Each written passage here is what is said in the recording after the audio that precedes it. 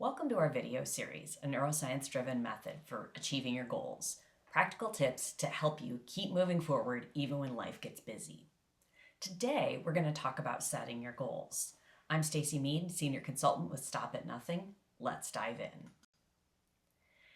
As a leader, we're used to achieving our goals by creating a plan to get from point A to point B, following that plan all the way through.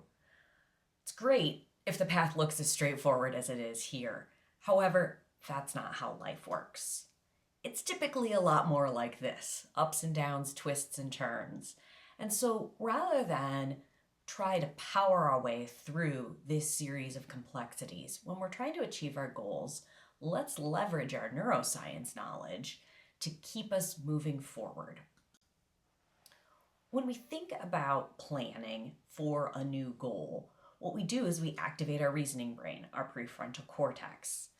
This gives us a boost of dopamine. Dopamine is a chemical that brings action. Dopamine gets us rolling toward our goals. January 1st, when you're ready to go and start moving forward, it's completely a reaction from the dopamine you created, which is awesome, but dopamine does eventually wear off. So what happens then? Well, what you're really trying to do is to create some neural connections. The neural pathways are the ways in which your body sends signals to your brain and your brain sends signals back to your body. When these are well established, it's great because you don't even have to think about the action you're taking. How many times have you found yourself brushing your teeth before bed without even realizing how you got there? It's because it's a well-established neural connection. What you want to be doing as you're creating a new goal is to be reinforcing that neural connection before it's time to take the activity. What you're doing is you're building a freeway through an empty field. The dopamine you created during the planning process starts to clear that path, gives you a way to move from point A to point B. But the neural connections are how you're going to make that path wear down, make it a little bit easier, until eventually it's paved and this action becomes simple. So how do you make the early passes through those fields, those early neural connections, a little bit easier?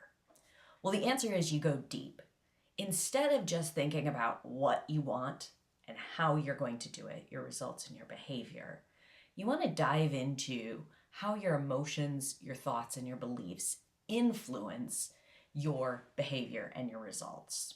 So, for example, if your behavior, your goal is to eat healthy, well, what happens when you're stressed?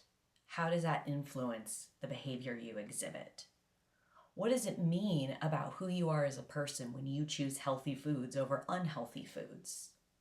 If you can take subconscious beliefs, emotions, and thoughts and make them visible to yourself, make them conscious, you have a greater opportunity for them to create a positive impact toward your goal rather than an unconscious influence over the goal. So I'd like to have you take some action. I want you to start by writing down your goal. The act of writing signals psychological commitment toward achievement. State in the affirmative what it is you're going to achieve and state the date on which it'll be true. Next, I'd like to have you list every reason this goal is important to you. What benefits will you see? What emotions will this make you feel? What will it mean about you as a person when you achieve this goal? Use the entire pyramid of power for inspiration about how achieving this goal will impact your life. Think broadly. If it's a personal goal, how is it going to benefit your professional life and vice versa? When we come back tomorrow, we're going to spend more time on our next tool to help you use neuroscience to achieve your goals.